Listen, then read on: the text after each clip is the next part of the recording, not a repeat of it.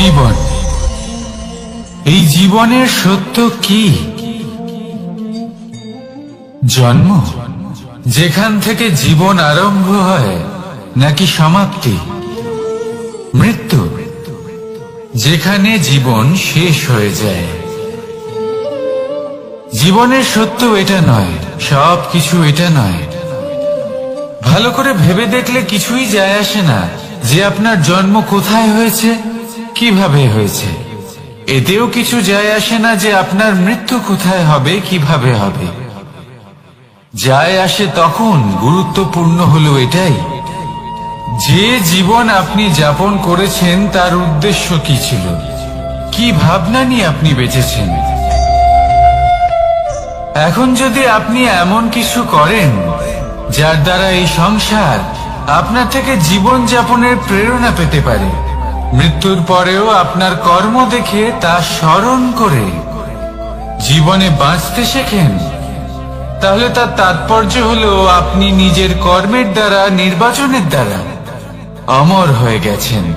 দেখুন, জীবনে দুশ্চিন্তা করা হলো বৃথা, মৃত্যুর ভয়ও হলো বৃথা। কারণ আত্মা কখনো মরে না, তাকে কেউ শেষ করতে পারে না। না কাল, না মৃত্যু, আর না সময়। যদি এমন কিছু থাকে যা আপনার আত্মাকে শেষ করে দিতে পারে, তাহলে তা আপনারই নিজের দুষ্কর্ম। তাই এই যে জীবনকাল আপনার কাছে রয়েছে, তাতে শুধু শুভ কর্ম করুন, দুশ্চিন্তা করা ত্যাগ করুন। এমন কর্ম করুন যা দেখে সংসার উচিত পথে চলে আসবে, শুভ কর্ম করবে।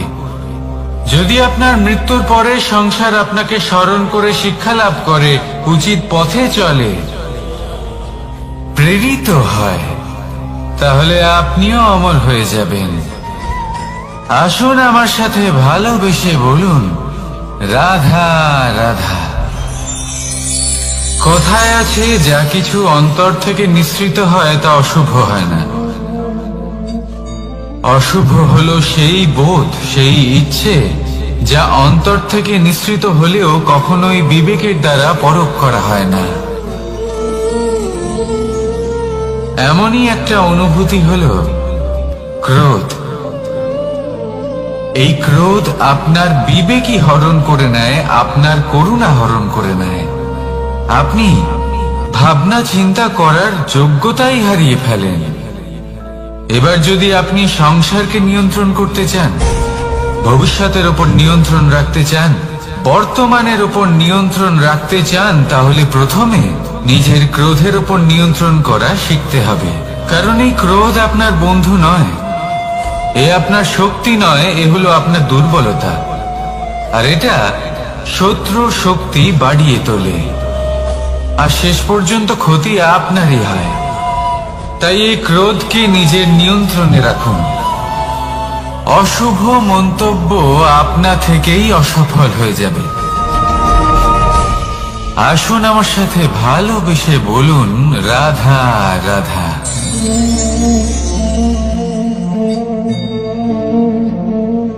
প্রশান্তি জড়িত নিদ্রা মানুষের জীবনের একটা অত্যন্ত গুরুত্বপূর্ণ সুখ এবং প্রয়োজনীয়তাও। দেখতে গেলে এই সংসারের প্রত্যেক পশু পাখি, প্রত্যেক জীব অবশ্যই নিদ্রা প্রাপ্ত করেন। কিন্তু মানুষ, যার মধ্যে বিচার বিবেচনা করার শক্তি অন্যদের থেকে অনেক বেশি, তার কিন্তু ঘুমের কিছু সমস্যা অবশ্যই হয়। কি বলে, তাই তো? এবার এর কারণ কি? চিন্তা। এবার চিন্তা আমাদের সবার জীবনে আছে। আমরা সকলে জানি যে চিন্তা কখনো আমাদের সাহায্য করে না, তাও আমাদের জীবনে আছে। কেন? চিন্তার মাধ্যমে কি কখনো কোনো সমস্যার সমাধান হয়েছে? অর্থের চিন্তা করলে কি অর্থ লাভ হয়? ভবিষ্যতের চিন্তা করলে কি ভবিষ্যৎ ঠিক হয়ে যায়? স্বাস্থ্যের চিন্তা করলে কি স্বাস্থ্য নিজে থেকেই ঠিক হয়? হয় না। তাহলে এই সব কিছু থেকে আমাদের একটা ছোট্ট শিক্ষা অবশ্যই লাভ করা উচিত। আপনিও আপনার কাঁধ থেকে চিন্তার এই বোঝা নামিয়ে ফেলুন। আর এই সব ইচ্ছে একত্রিত হয়ে আমাদের মনে চিন্তা উৎপন্ন করে। তাই এই চিন্তাগুলিকে ত্যাগ করুন। প্রকৃতির প্রেমের উপর বিশ্বাস রাখুন। মনে রাখবেন, যিনি চিন্তা মুক্ত হবেন তিনি চিতা মুক্ত হবেন। সুখের নিদ্রা প্রাপ্ত করুন, আর নিদ্রায় যাবার আগে আমার সাথে ভালোবেসে বলুন, রাধা রাধা। মহাদেব সেই দেবতা যিনি মহান, যাকে দেবতাদের দেবতা বলা হয়, যিনি হলেন আমার আরাধ্য। কখনো আপনার মনে এই প্রশ্ন এসেছে যে শিবকেই কেন মহাদেব বলা হয়, অন্য কোনো দেবতাকে কেন বলা হয় না? সেই কারণ মহাদেবের মধ্যে, ওনার মধ্যে এমন এক বিশেষ গুণ রয়েছে যা অন্য কারণ নেই। তা হলো নিঃস্বার্থ হয়ে মানুষের সেবা করা। যদি প্রয়োজন পড়ে, যদি সৃষ্টির পথে বিনাশের কালো মেঘ ছেয়ে থাকে, তখন নিজের প্রাণের চিন্তা না করে হলাহল পান করার জন্য প্রস্তুত থাকেন মহাদেব। আর এই অদ্বিতীয় ত্যাগের জন্যই শিবকে মহাদেব বলে ডাকা হয়।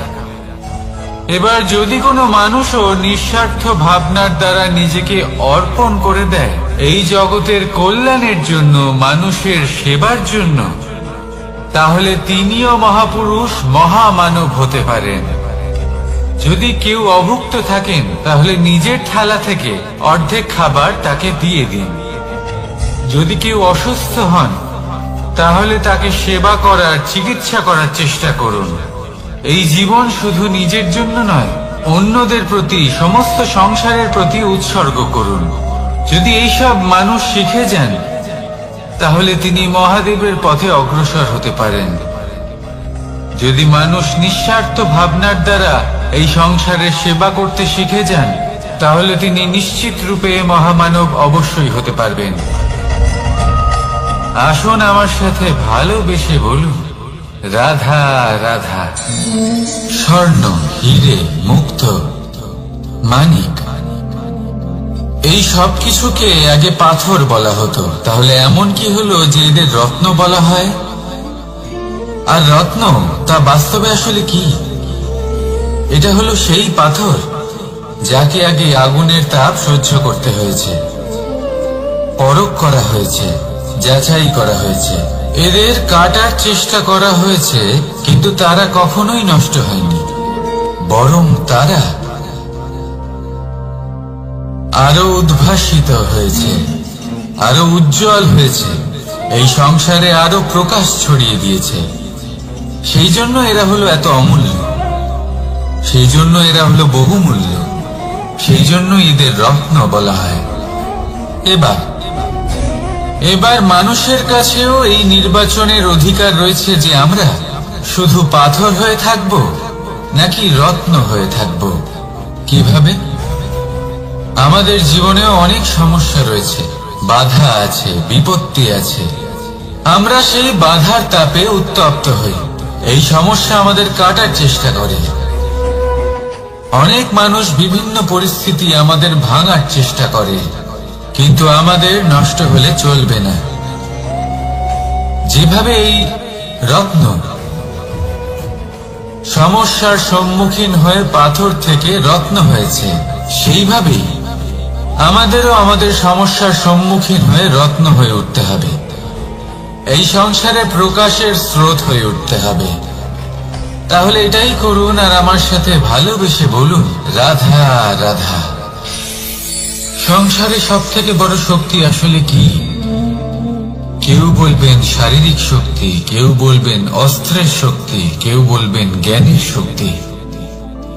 ঠিক আছে, কিন্তু যদি আমি বলি সংসারের সব থেকে বড় শক্তি হলো শক্তি কোনো এক তথ্যের, আগে হ্যাঁ, তথ্য। এই তথ্য নিজেই কিন্তু খুব শক্তিশালী, অত্যন্ত শক্তিশালী অস্ত্র হলো এই তথ্য। আর সত্যি বলতে অনুচিত তথ্যের থেকে অনেক বেশি ঘাতক হলো অসম্পূর্ণ তথ্য। যেরকম আজ শাম্ব রুক্মির সাথে করেছে, ওকে অসম্পূর্ণ তথ্য দিয়েছে, তার ফলে বিনাশ হলো। যদি এইভাবেই আপনার কাছেও কোনো অসম্পূর্ণ তথ্য আসে, আর যদি আপনি তা পরখ না করে দেখেন, যাচাই না করে দেখেন, আর নিজের কর্ম করেন, তাহলে উত্থানের বদলে আপনি পতনের সম্মুখীন হবেন। বিকাশের বদলে আপনার বিনাশ হয়ে যাবে।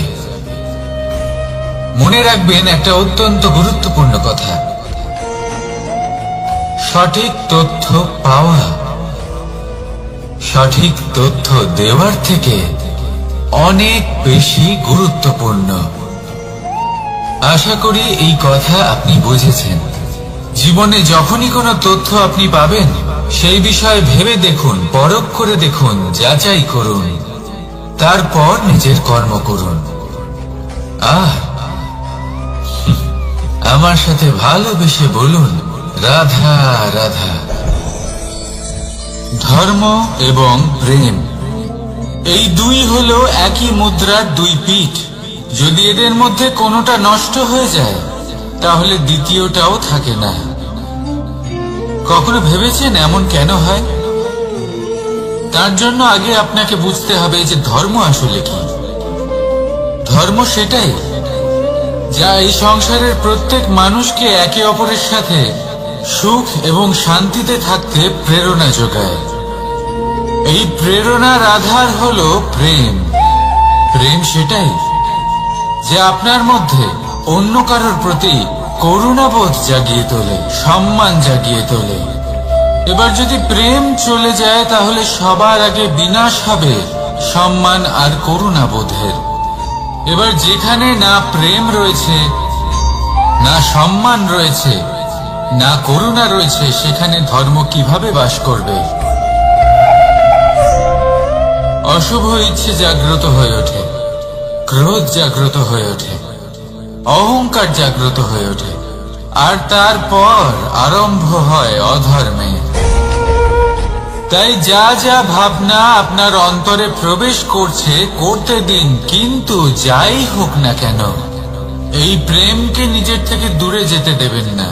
এই প্রেমকে চিরকাল নিজের কাছে রাখুন, নিজের হৃদয়। আর এই প্রেম ভাব নিয়ে বলুন, রাধা রাধা।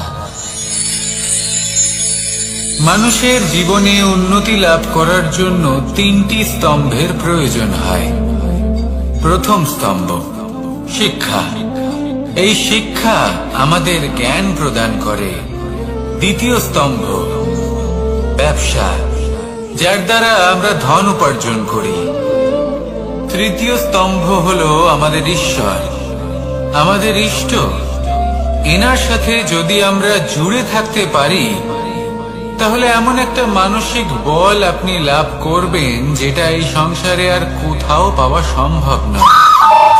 কিন্তু মানুষ অনেক সময় জীবনে এই তিনটি স্তম্ভ লাভ করা সত্ত্বেও সামনে অগ্রসর হতে পারেন না। তখনও জীবনে কঠিন পরিস্থিতি আসতেই থাকে। এমনটা ঠিক কেন হয়?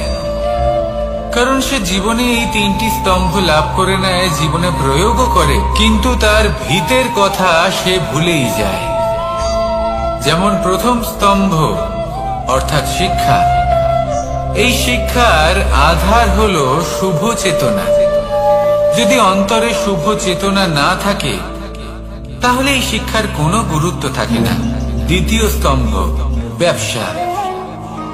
পরিশ্রম করে উপার্জন করতে হবে, এই কথাটা আমরা সবাই জানি এবং সবাই চেষ্টাও করি। কিন্তু ব্যবসা করতে করতে আমরা এটা ভুলে যাই আমাদের ব্যবহার কেমন হয়ে পড়েছে। এই ব্যবহার যদি শুভ হয়, তাহলে আমাদের উপার্জন আস্তে আস্তে একটা স্থির জায়গায় এসে পৌঁছবে। এবং তৃতীয় স্তম্ভ আমাদের ভগবান। যদি ওনার শরণে আপনি যেতে চান, তাহলে তার পূর্বে নিজের মা বাবাকে সেবা করুন, তাদের যত্ন করুন, তাদেরকে ভালোবাসুন, কারণ ওনারাই হলেন এই সংসারে আপনার সব থেকে বড় ইষ্ট। তাহলে 3 স্তম্ভের সাথে সাথে তাদের আধারকেও নিজের জীবনে প্রাধান্য দিন। কোনো সমস্যা আসবে না, জীবনে একের পর এক উন্নতি করবেন এবং এই মন প্রসন্ন হয়ে বলবে রাধা রাধা। সুখ, দুঃখ এবং শক্তি, এই 3 হলো এই সংসারের ত্রিদেবের মতো। আমাদের জীবনে যা কিছু ঘটছে এই 3টির ভিত্তির উপরেই হচ্ছে। আসলে এই সংসারের একটা নিয়ম আছে, যখনই আপনি কিছু লাভ করেন এই সংসার আপনার পরীক্ষা নেয়। এটা জানার জন্য আপনার পরীক্ষা নেয় যে আপনি যা কিছুই লাভ করেছেন আপনি কি আদৌ সেটার যোগ্য কিনা। ঠিক সেইভাবেই এই সুখ, দুঃখ এবং শক্তি আপনার পরীক্ষা নিয়ে থাকে। যখন সুখ আসে তখন সে আপনার পরীক্ষা নেয় যে আপনার মধ্যে অহংবোধ জাগ্রত হয়নি তো। যদি অহংবোধ চলে আসে তাহলে সুখ সেখানেই সঙ্গ ত্যাগ করে। দুঃখ আপনার ধৈর্যের পরীক্ষা নিতে থাকে, আর যদি আপনার মধ্যে ধৈর্য না থাকে তাহলে এটা আপনাকে আরো বেশি দুঃখের গভীর অন্ধকারে ঠেলে দেবে। সেখানে শক্তি পরীক্ষা নেয় আপনার বিনম্রতার। যদি আপনি বিনম্র না হন তাহলে হয় এই শক্তি আপনার সঙ্গ ত্যাগ করবে, নয় এই শক্তি বিনম্রতার অভাবে আপনার পতনের কারণ হতে পারে। এই সংসারে যে কোনো ব্যক্তি যিনি এই পরীক্ষায় উত্তীর্ণ হয়ে থাকেন এই জীবনে তিনি সাফল্য লাভ করেন। আসুন আমার সাথে ভালোবেসে বলুন রাধা রাধা। ভয়ের সাথে আমরা সবাই পরিচিত, কষ্ট আমরা সবাই পেয়েছি। কখনো কখনো আমরা অসুস্থ হয়ে পড়ি, আর এমন সময় হলে মাতার মমতা, কখনো বাবার স্নেহ, কখনো বন্ধুদের পাশে থাকার অনুভূতি আমাদের রোগ নিরাময়ে সাহায্য করে। কখনো যদি আমরা নিরাশ হয়ে পড়ি, তখন যদি আমাদের কোনো আপনজন আমাদের দুটো ভালো কথা বলে তখন আমাদের মনোবল বেড়ে যায়। ঠিক তেমন সংসারের এই রঙ্গমঞ্চে যদি আপনি পীড়িত অনুভব করেন, কিছু শুভ কথা আলোচনা করুন, কিছু স্তুতি গান করুন, কিছু মুহূর্তের জন্য হলেও নিজের ইষ্টদেবের কথা স্মরণ করুন আর প্রার্থনা করুন। সাহস বাড়বে, শক্তিও বৃদ্ধি পাবে এবং সামনে এগিয়ে চলার পথও দেখতে পাবেন। তখন এই মন প্রসন্ন হয়ে বলবে রাধা রাধা। এই সংসারে কখনো কোনো ব্যক্তিকে তার বাইরের পোশাক দেখে বিচার করার চেষ্টা করবেন না, এটা খুব বড় ভুল করবেন। যেমন আমরা জীবনে অনেক সময় এমন করি, ধরুন কোথাও একটা গাছ দেখলাম, খুব বিশাল আকারের একটা গাছ, যেটা মাটির থেকে অনেক উঁচুতে পৌঁছে গেছে, যার বিশাল শাখা আছে। সেগুলো দেখে আমরা ভাবি যে এই গাছে হয়তো কত সুস্বাদু ফল আছে। আমরা সেই গাছের পরিচর্যা করতে থাকি। আবার অন্যদিকে হলো একটি তৃণ, যেটা মাটি থেকে কিছুটা উঁচুতে পৌঁছেছে, কিন্তু সেই তৃণর নিচে, মাটির নিচে অত্যন্ত সুস্বাদু ফল বা সবজি জন্ম নেয়, যা আমাদের স্বাস্থ্যের পক্ষে অত্যন্ত উপকারী। সেই জন্য কখনো আবরণ দেখে কাউকে বিচার করতে চেষ্টা করবেন না। তার বদলে এটা বোঝার চেষ্টা করুন যে আপনার সামনে যে ব্যক্তি আছে বা বস্তু আছে তার বিশেষত্ব কি। যদি এই বিশেষত্ব বোঝার ক্ষমতা আপনি অর্জন করেন, যদি এই শিল্প আপনি নিজের ভেতরে জাগ্রত করেন, তাহলে এই সংসারে বিশেষত্ব কি সেটা আপনি জানতে পারবেন। আর এই সমস্ত খেলা দৃষ্টি থেকে নয়, দৃষ্টিভঙ্গি থেকে জন্ম নেয়।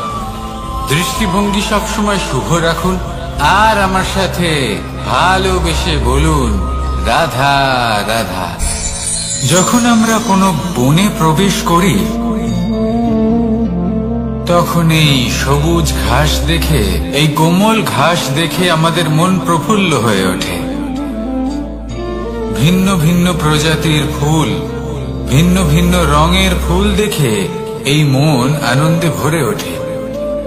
এখানে শিশুরা আনন্দ লাভ করে, বড়রা ভোজন গ্রহণ করেন, কথাবার্তা বলেন, হাঁটাহাঁটি করে বেড়ান। এবার ভেবে দেখুন, যখন এই উপবনের নির্মাণ হয়েছিল সেই সময় যদি এই মাটিকে সঠিকভাবে খনন না করা হতো, যদি তাতে সঠিকভাবে বীজ রোপণ না করা হতো, যদি কোনো সংঘর্ষ না হতো, পরিশ্রম না করা হতো, যদি চলতে চলতে পায়ে কাঁটা না বিঁধে যেত, তাহলে এই সুন্দর বন দেখে আমরা কি এই আনন্দ লাভ করতে পারতাম? কখনোই নয়। ধরুন কোনো নদীর তটে সুন্দর একটি বন আছে, সেই বনের আনন্দ লাভ করতে গেলে আপনাকে সেই নদী পার করতেই হবে। যদি সুখের নদীর কাছে পৌঁছতে চান, তাহলে তটে যে কাঁটা রয়েছে সেগুলোর সাথে সংঘর্ষ করতেই হবে। এই সংসারে যদি আপনি সুখ লাভ করতে চান, তাহলে সুখ লাভের এই যাত্রা শুরু করতে হবে সংঘর্ষ দ্বারা। তাহলে সংঘর্ষকে স্বাগত জানান, এর পেছনেই সুখ রয়েছে যা আপনার জন্য অপেক্ষা করছে। এবার হাসুন আর আমার সাথে ভালোবেসে বলুন রাধা রাধা। সংসারে আমাদের জীবনের সবথেকে বড় দোষ কি আপনি জানেন? কেউ বলবেন লোভ, কেউ বলবেন লালসা, কেউ বলবেন অসত্য।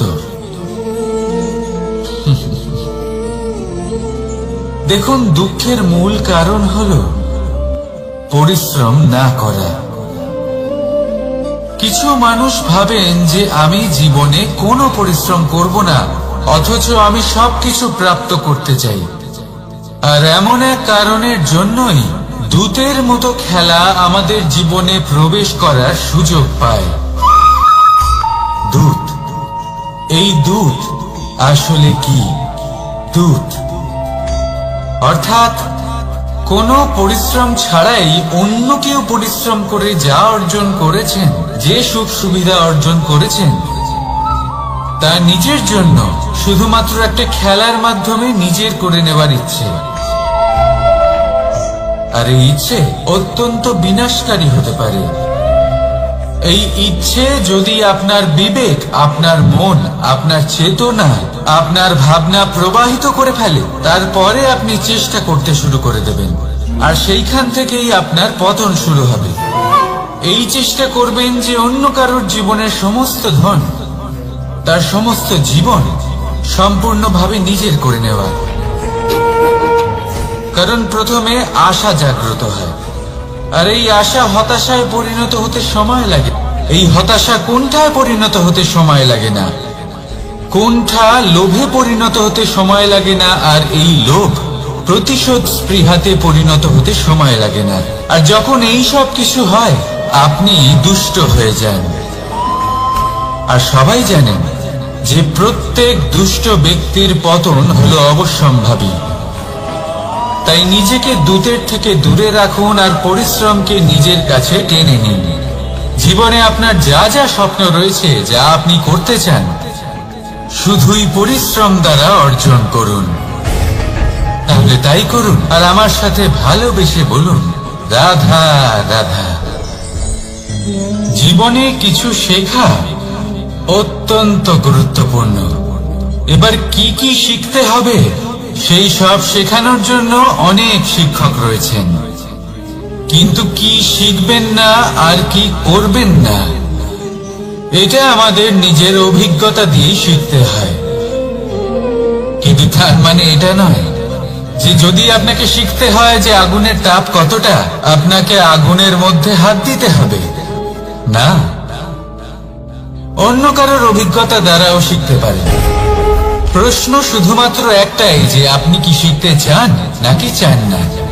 যদি আপনি এটাই ভাবেন যে আমি শুধুই নিজের অভিজ্ঞতা দ্বারাই শিখতে চাই, তাহলে জীবনকাল ছোট মনে হবে, অনেক কিছুই শিখতে পারবেন না। তাই নিজের সাথে সাথে বড়দের অভিজ্ঞতার দ্বারাও শেখা শুরু করে দিন। এই সংসারের অভিজ্ঞতা দ্বারা শিখতে শুরু করে দিন। আর এটা নিশ্চিত রূপে শেখা আবশ্যক যে কখন কি করবেন না, কোথায় থামতে হবে আর কোথায় থামবেন না। তাহলে আসুন আর আমার সাথে ভালোবেসে বলুন, রাধা রাধা। ভোজন। এবার ভোজন সংগ্রহ করার জন্য মানুষ কি না করেন, সব সময় চেষ্টা করতে থাকেন। ফসল উৎপাদনের জন্য অনেক পরিশ্রম করতে থাকেন, কিন্তু অনেক সময় অনেক পরিশ্রম করার পরেও ফসল ভালো উৎপাদন হয় না। এর কারণ কি? কারণ হলো এটাই যে আপনি পরিশ্রম হয়তো অনেক করেছেন, কিন্তু আপনার নজর তো সেই বীজের দিকে ছিলই না যা আপনি রোপণ করেছেন। সেই জন্য সব সময় কোনো বীজ রোপণ করার আগে তাকে পরখ করে দেখুন, তা অত্যন্ত আবশ্যক। আর সেইভাবেই যখনই কোনো কর্মের প্রশ্ন আসে, তাহলে সেখানে শুধুমাত্র পরিশ্রম যথেষ্ট নয়। সেই কাজের প্রতি আপনার কর্তব্য কি, আপনার উদ্দেশ্য কি, সেটা জানা হলো অত্যন্ত গুরুত্বপূর্ণ। তাই কর্ম করুন, কিন্তু সেই কর্মের প্রতি আপনার যা উদ্দেশ্য তার মাহাত্ম্য বুঝতে চেষ্টা করুন। তাহলে আসুন আমার সাথে ভালোবেসে বলুন, রাধা রাধা। আপনার চিন্তা করে এমন ভাবে দান করবেন যাতে সামনের ব্যক্তি স্বাধীন হতে পারে, পরাধীন নয়। আসুন আমার সাথে ভালোবেসে বলুন, রাধা রাধা। করতে শিখুন। পাণ্ডব। পাণ্ডবরা বন থেকে এসেছিলেন। ওনাদের কাছে না কোনো ধন ছিল, না কোনো সম্পদ, না বিদ্যা। নিজের পরিশ্রমের দ্বারা ওনারা বিদ্যা অর্জন করেছিলেন, আর তার দ্বারাই সম্পদ অর্জন করলেন আর ধন অর্জন করলেন। এই পাণ্ডব ছিলেন অত্যন্ত কুশল এবং শক্তিশালী। যুধিষ্ঠির নিজের পরিশ্রম দ্বারা এমন জ্ঞান অর্জন করেছিলেন যে এই সংসার ওনাকে ধর্মরাজ যুধিষ্ঠির অভিহিত করেছিল। দেখতে গেলে পাণ্ডবদের কাছে সবকিছুই ছিল, কিন্তু যখন বিষয় এলো আরো ধন লাভ করার, তখন যুধিষ্ঠির, যিনি পাণ্ডবদের মধ্যে জ্যেষ্ঠ, তিনি সকল পাণ্ডবদের সাথে দ্রুত ক্রীড়ায় অংশগ্রহণ করে ফেললেন। এর ফলে না শুধু ধনলক্ষ্মী, ধর্মলক্ষ্মী, বিবেক লক্ষ্মী কেউ হারালেন, আর শুধু তাই নয়, নিজের গৃহলক্ষ্মী দ্রৌপদীকেও হারিয়ে ফেললেন। এর কারণ কি? ভুলে গেলেন খুব সহজ একটা কথা, এই সংসারে সম্মান এবং সাফল্য দুটোই পরিশ্রমের দ্বারা লাভ করতে হয়। কিন্তু দ্রুত ক্রীড়ার এই খেলা আমাদের ভাগ্যের উপর নির্ভরশীল। এই সংসারে দুটি পথ রয়েছে। একটা পথ যেখানে কর্ম এবং পরিশ্রমের দ্বারা আপনি নিজের পথ নিজেই রচনা করতে পারবেন, আর দ্বিতীয় পথ হলো যেখানে এই ভাগ্য এক মুহূর্তে আপনাকে শিখরেও পৌঁছে দিতে পারে, আবার ধূলিসাৎ করে দিতে পারে। আপনি কোন পথ বাছবেন সেই চয়ন আপনারই। আসুন আর আমার সাথে ভালোবেসে বলুন, রাধা রাধা। কোন এক সময়ের ঘটনা এটা। মা এবং বাবা হাটে গিয়েছিলেন। তখন আমি আর দাদা গিয়েছিলাম গরু চড়াতে। আমরা বাড়ি ফিরে এলাম, আর মা সেই সময় একটা কাজ করতেন। যখনই হাটে যেতেন দরজা তালা বন্ধ করে যেতেন। উনি খুব ভালো করে জানতেন যে যদি ওনার এই মাখন চোর সঠিক সময়ে পৌঁছে যায়, তাহলে এক ফোঁটাও মাখন ওনার অবশিষ্ট থাকবে না।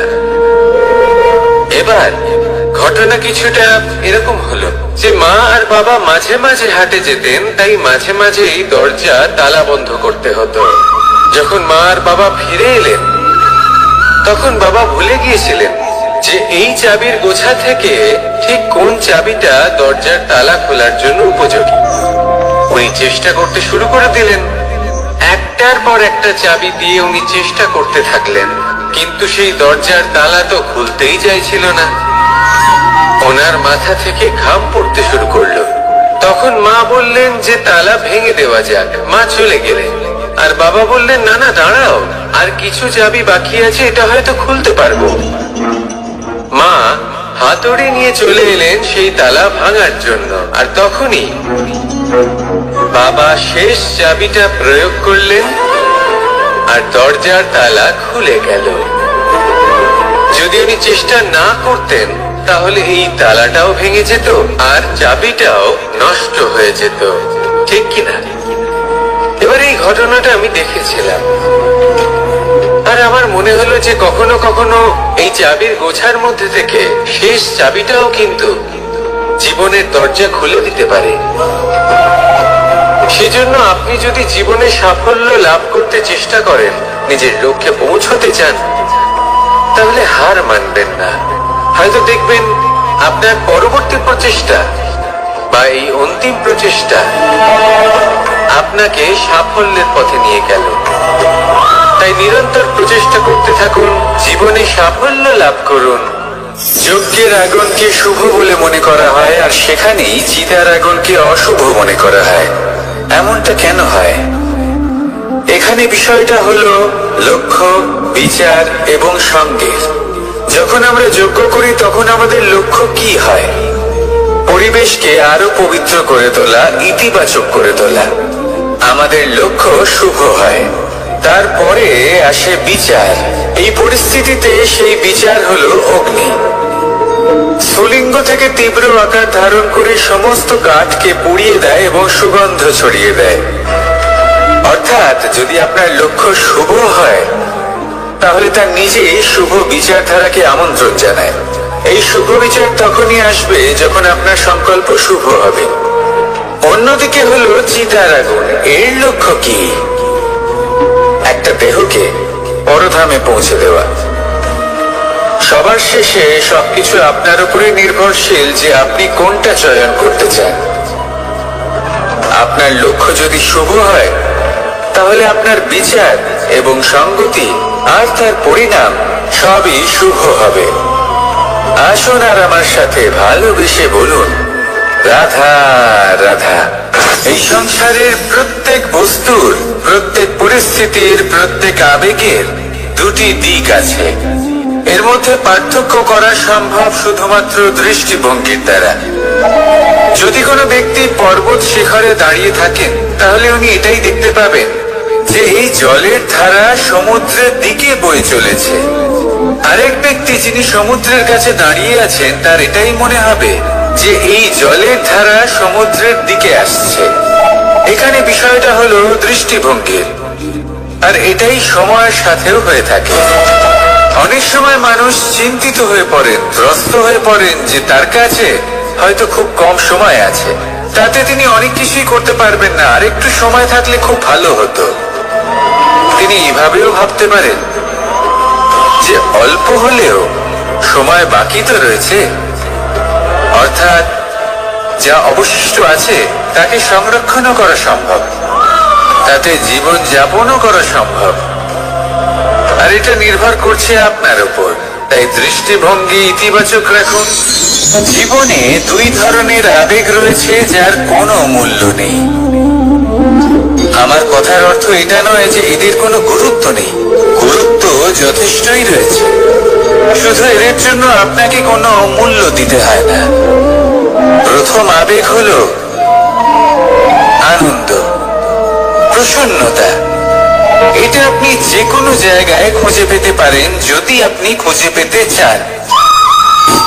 আপনি কোনো পুষ্পের সৌন্দর্য দেখে প্রসন্ন হতে পারেন। বায়ুর কারণে যখন একটি বৃক্ষ শিহরিত হয় সেটা দেখে আপনি প্রসন্ন হতে পারেন। একটা ছোট্ট শিশুর কলরব শুনেও আপনি প্রসন্ন হতে পারেন। একটা ক্রন্দনরত বালককে হাসিয়ে আপনি প্রসন্ন হতে পারেন। সবকিছু আপনার উপর নির্ভরশীল। সেখানে আরেকটি আবেগ হলো দুশ্চিন্তা। মানুষ বড়ই দুশ্চিন্তা করতে থাকে। আজ আমি এই কাজ করেছি, সেই বিষয়ে চিন্তা। আজ আমি এই কাজ করতে পারিনি, সেই বিষয়ে চিন্তা। কাল আমাকে এই কাজ করতে হবে, সেই নিয়ে চিন্তা। আমি কি সেই কাজটা করতে পারবো, সেই বিষয়ে দুশ্চিন্তা। চিন্তা সর্বত্র রয়েছে, যার জন্য মূল্য দিতে হয় না। যত চান আপনি একত্রিত করতে পারেন। একটা গুরুত্বপূর্ণ কথা মনে রাখবেন, প্রসন্নতা জীবনের একটা নতুন সূত্রপাত। সেখানে দুশ্চিন্তা হলো জীবনের চিতার সমান।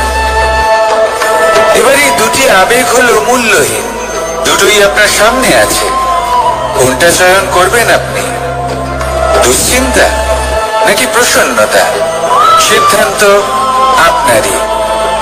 আসুন আর আমার সাথে ভালোবেসে বলুন, রাধা রাধা। ধন, সম্পত্তি, এগুলো আসলে কি?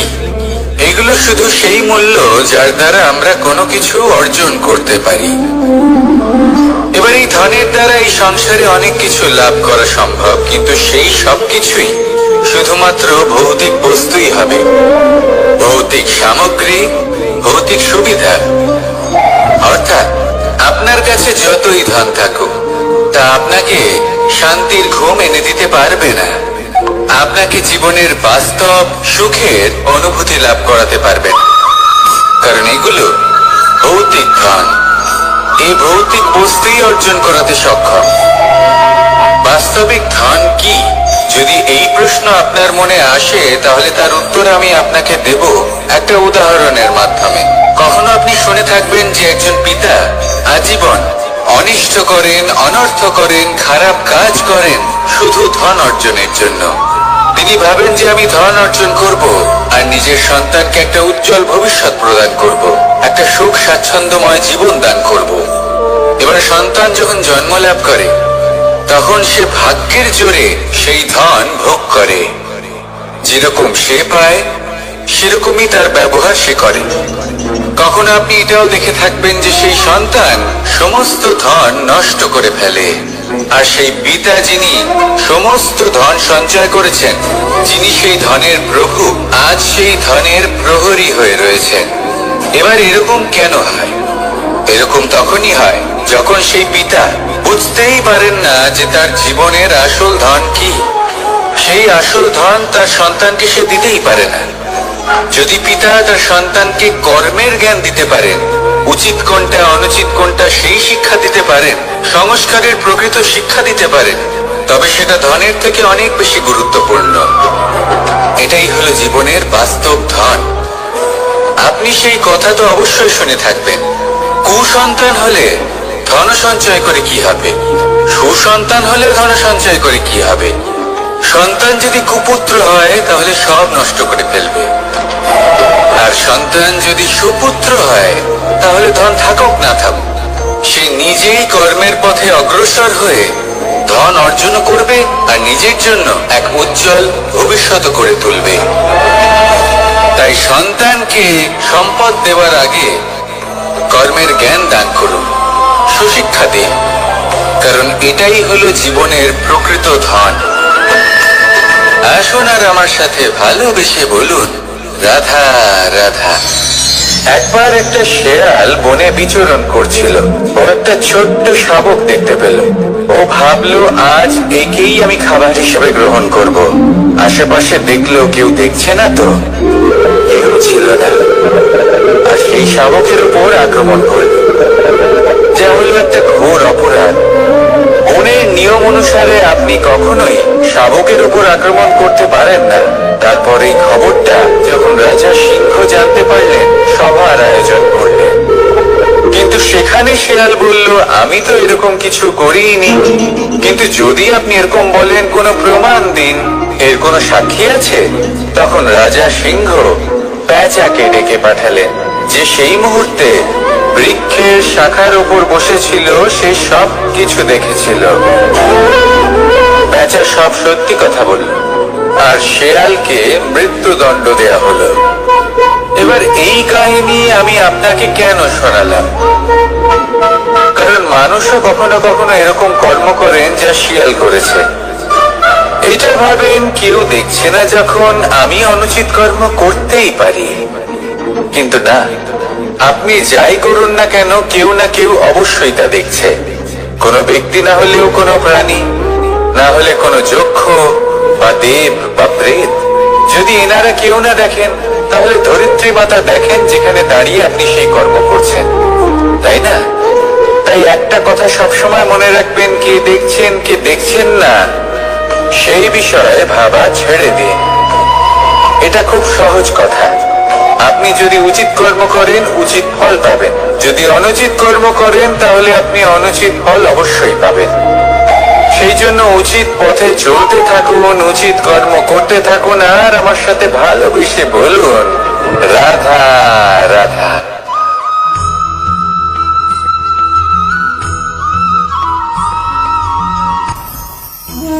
ভোজন। এবার ভোজন সংগ্রহ করার জন্য মানুষ কি না করেন, সব সময় চেষ্টা করতে থাকেন। ফসল উৎপাদনের জন্য অনেক পরিশ্রম করতে থাকেন, কিন্তু অনেক সময় অনেক পরিশ্রম করার পরেও ফসল ভালো উৎপাদন হয় না। এর কারণ কি? কারণ হলো এটাই যে আপনি পরিশ্রম হয়তো অনেক করেছেন, কিন্তু আপনার নজর তো সেই বীজের দিকে ছিলই না যা আপনি রোপণ করেছেন। সেই জন্য সব সময় কোনো বীজ রোপণ করার আগে তাকে পরখ করে দেখুন, তা অত্যন্ত আবশ্যক। আর সেইভাবেই যখনই কোনো কর্মের প্রশ্ন আসে, তাহলে সেখানে শুধুমাত্র পরিশ্রম যথেষ্ট নয়। সেই কাজের প্রতি আপনার কর্তব্য কি, আপনার উদ্দেশ্য কি, সেটা জানা হলো অত্যন্ত গুরুত্বপূর্ণ। তাই কর্ম করুন, কিন্তু সেই কর্মের প্রতি আপনার যা উদ্দেশ্য তার মাহাত্ম্য বুঝতে চেষ্টা করুন। তাহলে আসুন আমার সাথে ভালোবেসে বলুন রাধা রাধা।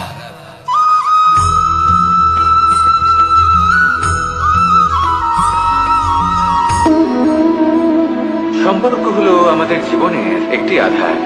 কিছু সম্পর্ক এমন যা আমরা জন্মসূত্রে লাভ করি, যেমন পরিবার, মা, বাবা। কিছু সম্পর্ক আছে যা আমরা জীবনে অর্জন করে থাকি, তা সে প্রেমের হোক, স্নেহের হোক বা বন্ধুত্বের। এই সকল সম্পর্ক লাভ করার বা গড়ে তোলার 5টি ধাপ রয়েছে। প্রথম ধাপ, কোনো ব্যক্তির সাথে আলাপ হওয়া, তার সাথে কথা বলা বা তাকে দেখা। দ্বিতীয় ধাপ, সে ব্যক্তিকে আমাদের ভালো লাগা। তৃতীয় ধাপ, আমাদের এটা চাইতে শুরু করা যে জীবনে এই ব্যক্তি যেন আমাদের বন্ধু হন, আমাদের জীবনে থাকেন, বা আমাদের কাউকে ভালোবেসে ফেলা। আর এটা আমাদের ভাবা বা চাওয়া যে সেই ব্যক্তি যেন আজীবন আমার সাথে থাকেন, আমার জীবনে আমার সাথী হয়ে। চতুর্থ ধাপ, লাভ করা। এবার এই ধাপটি অনেক মানুষের পক্ষেই খুবই সরল হয়, বড়ই সরল ভাবে নিজেদের সঙ্গীকে লাভ করে থাকে। কিছু মানুষের জন্য এই ধাপ অত্যন্ত কঠিন হয়ে থাকে। অনেক প্রতিকূল পরিস্থিতির উপর জয়লাভ করে তারা সঙ্গীকে লাভ করেন, কিন্তু লাভ অবশ্যই করেন। এরপরে আসে পঞ্চম, অন্তিম এবং সব থেকে গুরুত্বপূর্ণ ধাপ। সেটা হলো সেই সম্পর্ক পালন করা। এটা হলো এমন এক বিষয় যা প্রত্যেক মানুষের শেখা উচিত। যদি ব্যক্তি নিজের জীবনে সম্পর্ক রক্ষা করতে শিখে যান, তবে প্রত্যেক সম্পর্ক তার জীবনকে স্বর্গ করে তুলবে। আসুন আর আমার সাথে ভালোবেসে বলুন রাধা রাধা।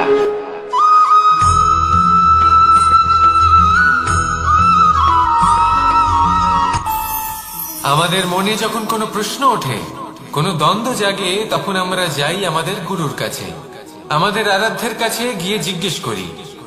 এইভাবেই একদিন আমি পৌঁছলাম আমার আরাধ্যের কাছে, আমার মহাদেবের কাছে, আর ওনাকে প্রশ্ন করলাম যে মহাদেব, জীবনে আনন্দ পাওয়ার, উৎসব পালনের, প্রেম ভাগ করে নেবার, জীবনকে উপভোগ করে নেওয়ার সর্বশ্রেষ্ঠ সময় কোনটা?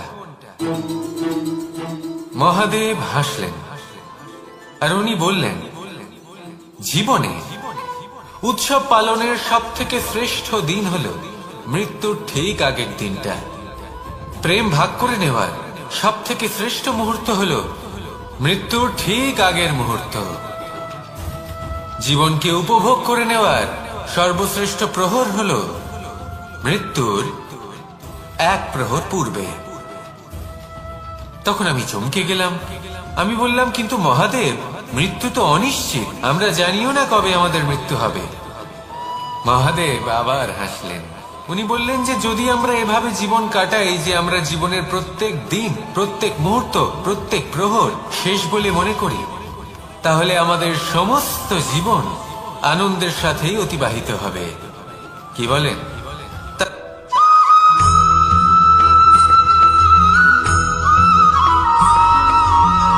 এই সংসারে কোনো বস্তু হোক বা ব্যক্তি হোক, তার একার গুরুত্ব কিন্তু খুব বেশি নয়। একটা উদাহরণ হিসেবে বৃষ্টির ফোঁটাকে ভেবে দেখুন। যদি একটি বৃষ্টির ফোঁটা হয় তাহলে তার খুব বেশি গুরুত্ব থাকে না, কিন্তু যখন সহস্র বৃষ্টির ফোঁটা মেঘের মধ্যে দিয়ে ঝরে পড়ে, তখন সেটা বর্ষার রূপ ধারণ করে। সেই বর্ষা যা এই প্রকৃতিকে শান্ত করে। সেইভাবেই পাথরের ছোট টুকরো, তার খুব বেশি গুরুত্ব থাকে না, কিন্তু যখন অসংখ্য পাথরের টুকরো একত্রিত হয় তখন তা পর্বতের আকার ধারণ করে। সেইভাবেই কিছু মানুষ যখন একত্রিত হন তখন তৈরি হয় পরিবার, কিছু পরিবার যখন একত্রিত হয় তখন তৈরি হয় সমাজ, যখন অনেক সংখ্যক সমাজ একত্রিত হয় তখন তৈরি হয় রাজ্য। এবার এই রাজ্যের সব থেকে গুরুত্বপূর্ণ ব্যক্তি হতে পারেন রাজা, কিন্তু তাও সেই রাজা একা কিছু করতে পারেন না। যুদ্ধ লড়ার সময় তারও নিজের সৈন্যদলকে প্রয়োজন পড়ে। কিন্তু এই সংসারে এমন একজন ব্যক্তি আছেন যিনি একাই সব কাজ করতে থাকেন, এবং সেই ব্যক্তি হলেন মা। আমাদের জীবনে একজন পিতার ভূমিকা কিন্তু নিঃসন্দেহে অমূল্য, কিন্তু আমাদের সকলের জীবনে যে ভূমিকা একজন মায়ের তা অন্য কারোর থাকে না। একজন মা একাই সন্তানকে বড় করতে পারেন, সংস্কারী করে তুলতে পারেন, তার জন্য পরিশ্রম করেন। আর এত কিছু কাজ করার পরেও তার কাজের জন্য তিনি প্রশংসা অবশ্য পান না। উল্টে যদি সেই সন্তান অনুচিত পথে চালিত হয়, অনুচিত কর্ম করে, তখন সেই মাকেই অপবাদের পাত্র হয়ে উঠতে হয়।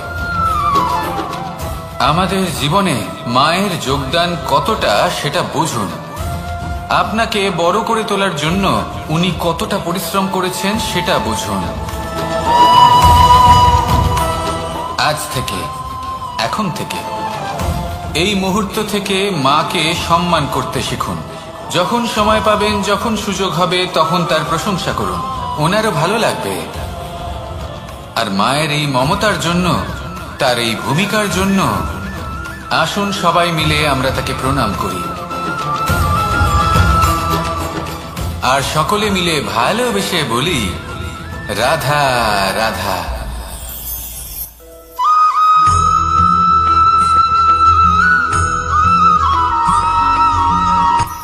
এই সংসারে সাফল্য লাভ করার জন্য জ্ঞানের প্রয়োজন হয়, পরিশ্রমের প্রয়োজন হয়, দৃঢ় নিষ্ঠার প্রয়োজন হয়, নিরন্তর চেষ্টা করা প্রয়োজনীয়। কিন্তু আরো কিছু আছে যা অত্যন্ত প্রয়োজনীয় এবং গুরুত্বপূর্ণ। তা হলো ভালো বন্ধু। তাদের থাকা অত্যন্ত প্রয়োজনীয়। যদি ভালো বন্ধু থাকে তাহলে সময় এলে তারা ঢাল হয়ে আপনাকে সুরক্ষা করবেন। সময় এলে অস্ত্রের মতো শত্রুকে সংহারও করবেন। যদি তিনি জ্ঞানী হন, তাদের মধ্যে সদ্গুণ থাকে, তাহলে এই সব গুণ আপনার মধ্যেও প্রবেশ করবে। তাহলে সাফল্যের জন্য ভালো বন্ধু পাওয়া অত্যন্ত প্রয়োজনীয়। কিন্তু শুধু বন্ধু কেন, ভালো শত্রুও থাকা প্রয়োজনীয়। এবার আপনি ভাবেন, আমি কি বললাম? যদি আপনার জীবনেও ভালো অর্থাৎ শক্তিশালী শত্রু থাকে, তাহলে আপনিও শক্তিশালী হতে থাকবেন। এই শত্রু আপনাকে প্রেরিত করবে আরো বেশি শক্তিশালী হয়ে ওঠার। কখনো কোনো হরিণকে দেখুন, তীব্র গতিতে দৌড়তে থাকে। কেন তীব্র গতিতে দৌড়য়? এই কারণে নয় যে কোথাও তার জন্য মধুর ঘাস অপেক্ষা করে রয়েছে, না। সে এই কারণে তীব্র গতিতে দৌড়য় কারণ সেটা না করলে তার পেছনে একটি সিংহ আছে যে ওকে নিজের ভোজন করে ফেলবে। তাই জীবনে বিপদ, সংকট এই সবকিছুও হলো অত্যন্ত গুরুত্বপূর্ণ। তার সম্মুখীন হতে শিখুন আর আমার সাথে ভালোবেসে বলুন, রাধা রাধা।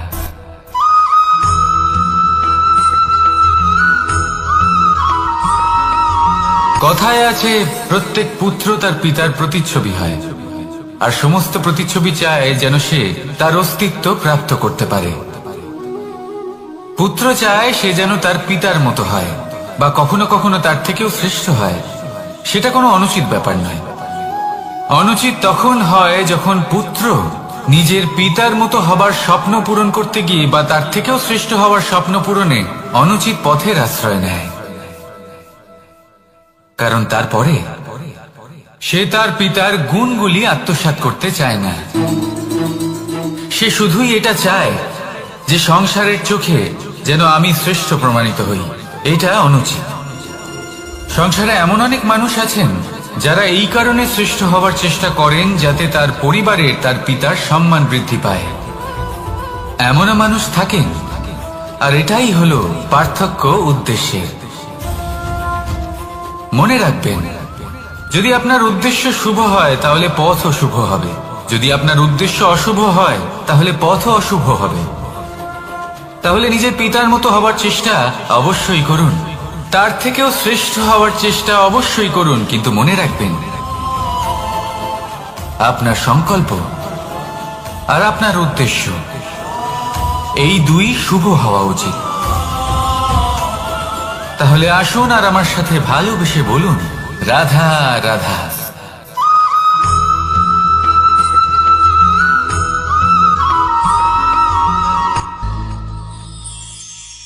শিশিরের বিন্দু পাতার ওপর পড়ে আর তার গায়ে লেগে থাকে। পাতা তাকে শুষে নিতে পারে না, আর শেষ পর্যন্ত সে ঝরে পড়ে যায়। অন্যদিকে রয়েছে মেঘ এবং চাতক। এদের মধ্যে অনেক দূরত্ব থাকে। মেঘ থাকে আকাশে আর চাতক থাকে ধরিত্রীতে।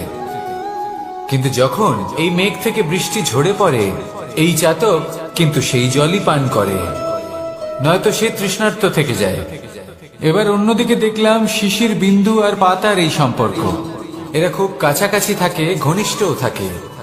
অন্যদিকে রয়েছে মেঘ এবং চাতকের সম্পর্ক, যাদের মধ্যে অনেক দূরত্ব থাকা সত্ত্বেও তারা খুব ঘনিষ্ঠ, তাই না? এই সারমর্ম খুব সরল।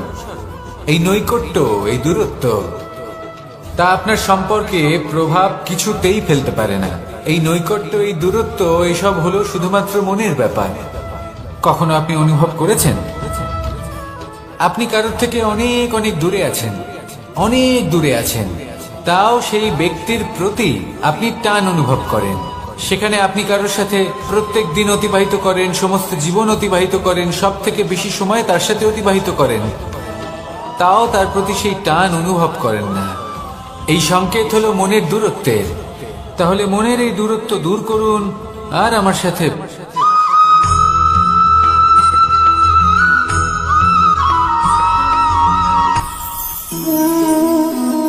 শক্তি এক অত্যন্ত বিচিত্র বস্তু, বা বলতে পারেন অনুভূতি। পিতা সবসময় চান যেন তিনি তার শক্তি পুত্রকে। আসুন আপনাকে সহজে বোঝাই। যদি আপনি সুপাত্র হন আর আপনাকে শক্তি দেওয়া হয়, তাহলে আপনি সেই শক্তির গুরুত্ব বুঝবেন, কোথায় সেই শক্তি প্রয়োগ করা উচিত সেটা বুঝবেন। আর এটা যেহেতু অর্জন করা শক্তি হবে, সেই শক্তির অপব্যবহার হবে না। কিন্তু যদি এই আপনি কুপাত্র হন আর যদি আপনাকে এই শক্তি দেওয়া হয়, তাহলে কি হবে? দেখতে গেলে এই শক্তি আপনি দান হিসেবে পেয়েছেন, তাই না আপনি এই শক্তির গুরুত্ব বুঝবেন আর না এর প্রয়োগ আপনি জানবেন। তার অপব্যবহার হওয়া সুনিশ্চিত। তাই যদি আপনি কোনো শক্তি অর্জন করতে চান, তাহলে আগে তার যোগ্য হয়ে উঠুন। পুত্র নয়, পাত্র হয়ে উঠুন। আর আমার সাথে ভালোবেসে বলুন, রাধা রাধা।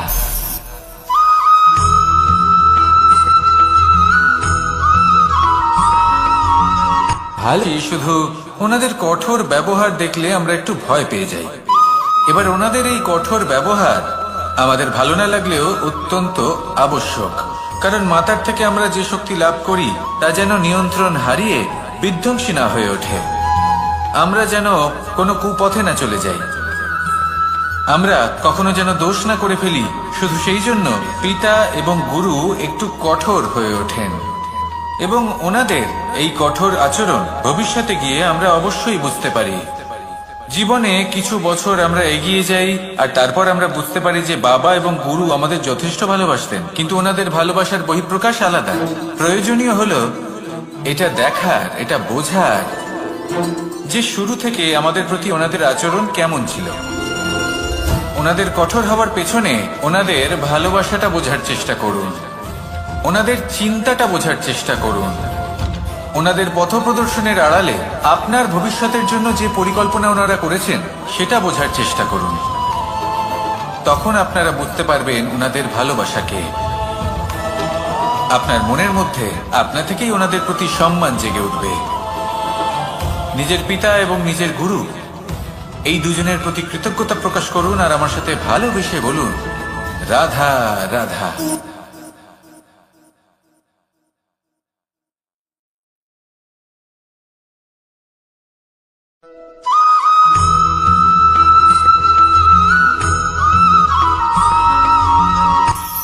কখনো কোনো বাগানের কোনো বৃক্ষকে দেখেছেন যেখানে সুগন্ধি ফুল থাকে, রসালো ফল থাকে? তখন মন প্রফুল্ল হয়ে ওঠে, মন থেকে সেই বৃক্ষের প্রতি ভালোবাসা জন্মায়। কিন্তু যিনি বাগানের মালিক, শুধুমাত্র তিনিই জানেন যে কিভাবে এই বৃক্ষকে আগলে রাখতে হয়, কিভাবে তার পরিচর্যা করলে এতে সুন্দর সুগন্ধি ফুল হবে, রসালো ফল হবে। কখনো কখনো প্রয়োজনের থেকে বেশি রোদ পেলে এই বৃক্ষগুলি শুকিয়ে যায়, প্রয়োজনের থেকে কম রোদ পেলেও এই বৃক্ষ কিন্তু শুকিয়ে যায়। প্রয়োজনের থেকে কম জল যদি পায় এই বৃক্ষ শুকিয়ে যেতে পারে, প্রয়োজনের থেকে অতিরিক্ত জল যদি পায় তখনও এই বৃক্ষের শিকড়গুলি নষ্ট হয়ে যেতে পারে। এবার এটাই কিন্তু আমাদের সংসারের সাথেও হয়।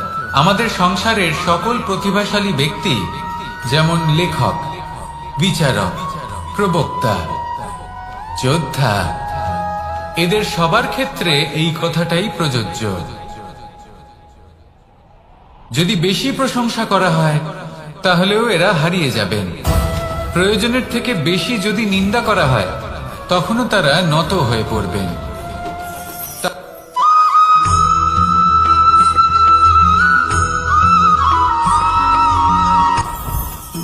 জীবনে কিছু শেখা অত্যন্ত গুরুত্বপূর্ণ। এবার কি কি শিখতে হবে সেই সব শেখানোর জন্য অনেক শিক্ষক রয়েছেন, কিন্তু কি শিখবেন না আর কি করবেন না এটা আমাদের নিজের অভিজ্ঞতা দিয়ে শিখতে হয়। কিন্তু তার মানে এটা নয় যে যদি আপনাকে শিখতে হয় যে আগুনের তাপ কতটা, আপনাকে আগুনের মধ্যে হাত দিতে হবে। না, অন্য কারোর অভিজ্ঞতা দ্বারাও শিখতে পারেন। প্রশ্ন শুধুমাত্র একটাই যে আপনি কি শিখতে চান নাকি চান না। যদি আপনি এটাই ভাবেন যে আমি শুধুই নিজের অভিজ্ঞতা দ্বারাই শিখতে চাই, তাহলে জীবনকাল ছোট মনে হবে, অনেক কিছুই শিখতে পারবেন না। তাই নিজের সাথে সাথে বড়দের অভিজ্ঞতা দ্বারাও শেখা শুরু করে দিন, এই সংসারের অভিজ্ঞতা দ্বারা শিখতে শুরু করে দিন। আর এটা নিশ্চিত রূপে শেখা আবশ্যক যে কখন কি করবেন না, কোথায় থামতে হবে আর কোথায় থামবেন না। তাহলে আসুন আর আমার সাথে ভালোবেসে বলুন, রাধা রাধা।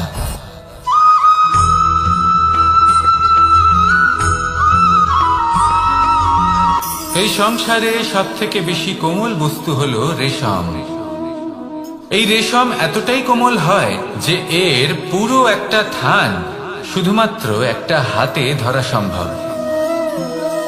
কখনো ভেবে দেখেছেন এই রেশম কিভাবে হয়? একটি কীট তার লালার দ্বারা উৎপন্ন হয়। এই কীট সেই রেশমকে পাক দিতে থাকে, পাক দিতেই থাকে আর আস্তে আস্তে তার মধ্যেই জড়িয়ে পড়ে। শেষে ওর এই সুন্দর অমূল্য সৃষ্টি রেশমের এই সুতো তার নির্মাণ কার্য পূর্ণ হয়, কিন্তু তাতেই ও নিজে বন্দী হয়ে যায়। নিজেরই মায়াজালের এই বন্দি গৃহে নিজেই ফেঁসে যায়। এবার এই সুতোকে ব্যবহারযোগ্য করে তোলার জন্য এই কীটগুলিকে এই কবচের সাথেই ফুটন্ত জলে ফেলে দেওয়া হয়। এই সংসারে যদি আমাদের স্বপ্ন এই সংসারের দুঃখ হরণ করার জন্য, এই সংসারে সুখ বিতরণ করার জন্য হয়, তবেই আমাদের প্রগতি সম্ভব। যদি আমাদের এই স্বপ্ন শুধুই আমাদের এবং আমাদের স্বার্থ সিদ্ধির জন্য হয়, তাহলে এই স্বপ্ন আমাদের অন্ধ করে দেবে, আমাদের অন্ধকারের পথে নিয়ে যাবে, আর আমরাও সেই কীটের মতো হয়ে যাব। নিজেদেরই মায়াজালে আমরা নিজেই ফেঁসে যাব, আর শেষে আমরা যদি কিছু লাভ করি তা হবে একাকিত্ব, অন্ধকারময় মৃত্যু। তাই স্বপ্ন অবশ্যই দেখুন, কিন্তু এমন ভাবে স্বপ্ন দেখবেন না যে তার এই বন্দিগৃহে আপনি নিজেই ফেঁসে গেলেন। স্বপ্ন দেখুন পরোপকার।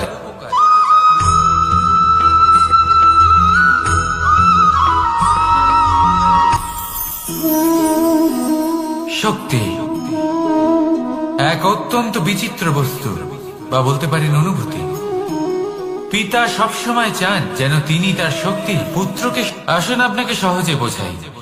যদি আপনি সুপাত্র হন আর আপনাকে শক্তি দেওয়া হয়, তাহলে আপনি সেই শক্তির গুরুত্ব বুঝবেন, কোথায় সেই শক্তি প্রয়োগ করা উচিত সেটা বুঝবেন। আর এটা যেহেতু অর্জন করা শক্তি হবে, সেই শক্তির অপব্যবহার হবে না। কিন্তু যদি এই আপনি কুপাত্র হন আর যদি আপনাকে এই শক্তি দেওয়া হয়, তাহলে কি হবে? দেখতে গেলে এই শক্তি আপনি দান হিসেবে পেয়েছেন, তাই না আপনি এই শক্তির গুরুত্ব বুঝবেন, আর না এর প্রয়োগ আপনি জানবেন। তার অপব্যবহার হওয়া সুনিশ্চিত। তাই যদি আপনি কোনো শক্তি অর্জন করতে চান, তাহলে আগে তার যোগ্য হয়ে উঠুন, পুত্র নয় পাত্র হয়ে উঠুন। আর আমার সাথে ভালোবেসে বলুন, রাধা রাধা।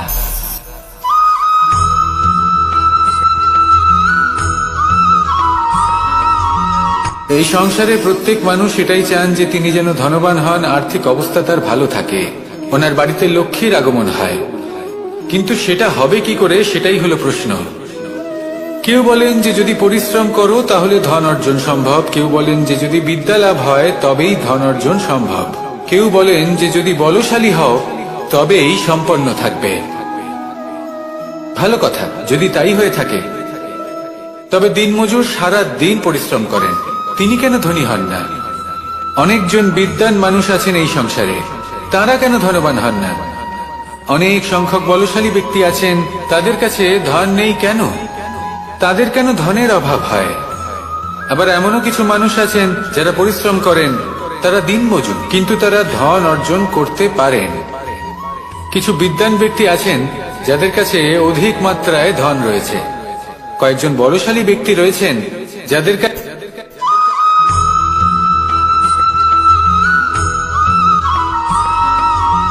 আপনি কখনো কোনো সাধারণ পাখি দেখেছেন, যেমন বাবুই? সে কি করে? সে কোনো গাছের ডালে নিজের বাসা বানায়। এবার সেইখানে বাসা বানানো সহজ ব্যাপার, কারণ সামগ্রী আশেপাশেই পাওয়া যায়। কিন্তু সমস্যা হলো আক্রমণ। কোনো সাপ বা অন্য কোনো পশু ওর বাসাতে ওর সন্তানদের উপর না আক্রমণ করে বসে, এই ভয় তার সব সময় থাকে। আর এটা সব থেকে কঠিন ব্যাপার এদের জন্য, নিজের বাসায় নিজের সন্তানদের সুরক্ষা। আর বাজ পাখি, যদি আমরা বাজের কথা বলি তাহলে তারা কি করে? বাজ পাখি কোনো উঁচু পাহাড়ের শিখরে, কোনো পাথরের খাঁজে নিজের বাসা তৈরি করে। এবার ওখানে বাসা বানানো একেবারেই সহজ ব্যাপার নয়, কারণ সামগ্রী আশেপাশে পাওয়া যায় না, দূর থেকে নিয়ে আসতে হয়। কিন্তু সেইখানে আক্রমণের ভয়ও কখনোই থাকে না। এইভাবে উচিত রূপে ও নিজের বাসা রক্ষা করতে পারে, নিজের সন্তানদের রক্ষা করতে পারে। এর সারমর্ম হলো এটাই, যদি সমস্যা বড় হয় তাহলে সমাধানও উচ্চমানের হওয়া উচিত। একটা বাজ পাখির মতো ভাবা আরম্ভ করে দিন, জীবনে যে কোনো সমস্যা ছোট মনে হবে। রাধা রাধা।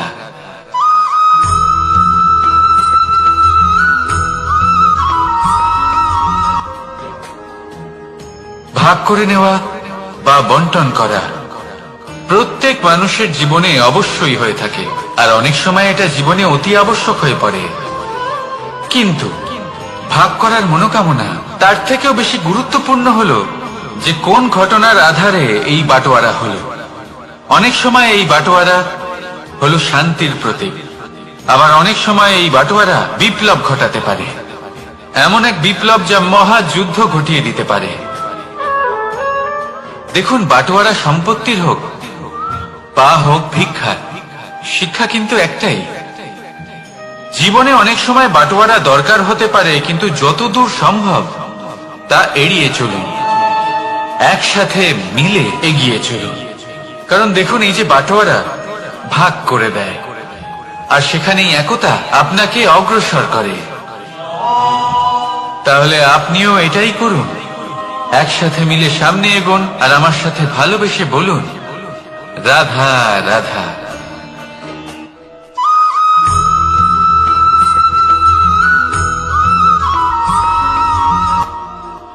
জীবনে এমন কিছু কাজ রয়েছে যা আপনাকে একাই করতে হয়, আর এমন কিছু কাজ রয়েছে যা আপনাকে একসাথে মিলে করতে হয়, একজোট হয়ে, সঙ্গবদ্ধ হয়ে।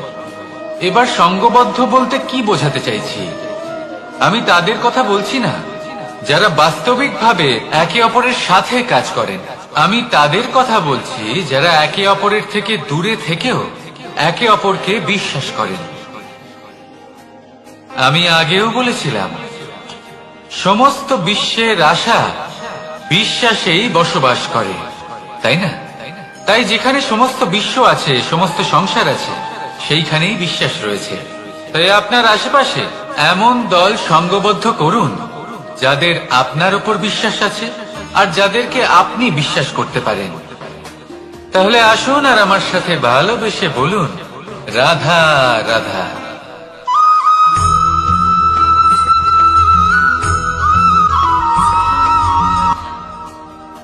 যখন একজন ভক্ত এবং তার ভগবান এক আকার ধারণ করেন, যখন একজন ভক্ত নিজের ভগবানের প্রতি, নিজের জীবনের লক্ষ্যের প্রতি সম্পূর্ণরূপে সমর্পিত হয়ে যান, তখন জন্মগ্রহণ করে ভক্তি।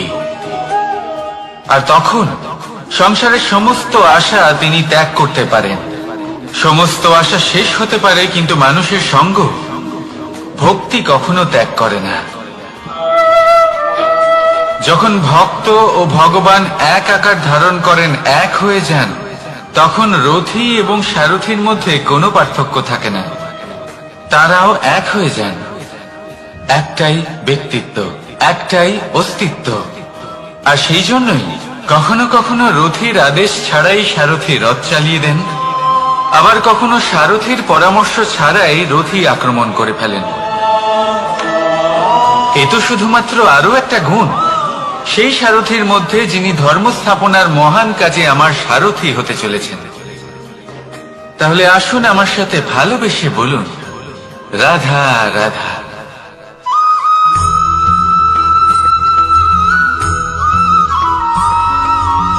আমরা যে মানুষকে চাই, যাকে আমরা ভালোবাসি, তাকে একটা উপহার অবশ্যই দিতে চাই। এমন এক উপহার যা ওনার ভালো লাগবে, যা শ্রেষ্ঠ হবে, অতি প্রিয় হবে, বহুমূল্য হবে, বা বলতে পারেন মূল্যবান হবে। তাই আমরা কি করি? আমরা বাজারে যাই, তার জন্য স্বর্ণ, আভূষণ, হিরে, মুক্ত এইসব নিয়ে আসি। কিন্তু এটাই কি সর্বশ্রেষ্ঠ উপহার?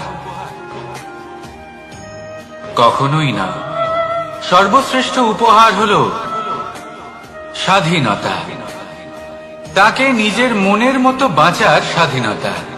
যদি আপনি কাউকে স্বাধীনতা না দিতে পারেন, তাহলে সে কোথাও না কোথাও বন্দী হয়ে যায়, তার বিকাশ কোথাও না কোথাও আটকে যায়।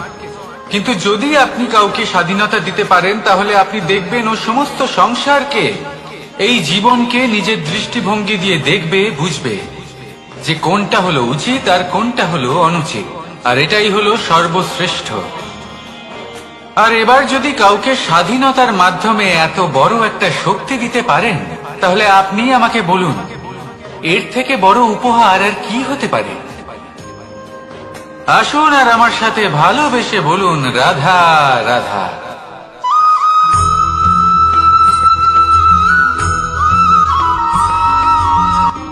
কর্ম, ধর্ম, জ্ঞান, এই 3 স্তরে অনেক মানুষ পৌঁছতে পারেন।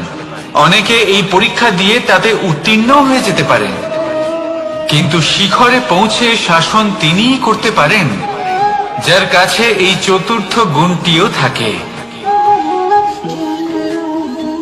সমর্পণ। অত্যন্ত গুরুত্বপূর্ণ একটা গুণ এটা।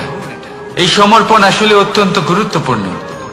পূর্ণ সমর্পণ দরকার নিজের লক্ষ্যের প্রতি, সমর্পণ নিজের কর্তব্যের প্রতি, সমর্পণ নিজের আত্মার থেকে নির্গত স্বরের প্রতি, সমর্পণ নিজের রথির প্রতি, অর্থাৎ আমার প্রতি।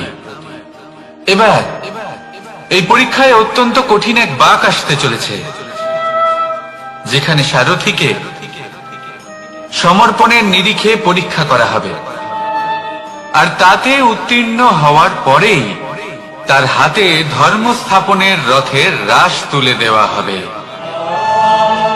দেখা যাক কি হয়। ততক্ষণ আপনি প্রসন্ন থাকুন আর আমার সাথে ভালোবেসে বলুন, রাধা রাধা।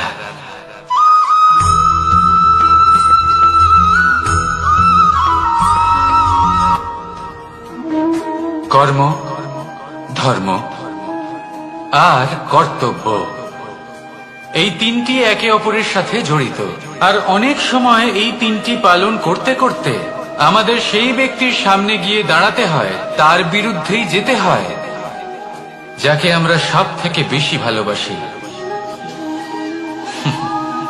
কিন্তু সেইখানে এই যুদ্ধ কোনো ব্যক্তিগত যুদ্ধ থাকে না। এ হলো কর্ম, ধর্ম আর কর্তব্যের যুদ্ধ। এটা সরল নয়, অত্যন্ত কঠিন হয় তার সম্মুখীন হওয়া যাকে আমরা সব থেকে বেশি সম্মান করি। কিন্তু আমাদের তো আমাদের ধর্মের পথে চলতেই হবে, কারণ আমরা কর্মবদ্ধ, কর্তব্যবদ্ধ, আর এটাই করা উচিত। শুধু এটুকু মনে রাখবেন, যদি আপনার উদ্দেশ্য শুভ হয়, আপনার ভাবনা শুভ হয়, আপনি যদি কর্ম, ধর্ম আর কর্তব্যের পথে অগ্রসর হন, তাহলে এই প্রক্রিয়াতে যদি আপনাকে আপনার আরাধ্যেরও সামনে দাঁড়াতে হয়, তাহলেও আপনার কোনো ক্ষতি হবে না। তাহলে আসুন আর আমার সাথে ভালোবেসে বলুন, রাধা রাধা।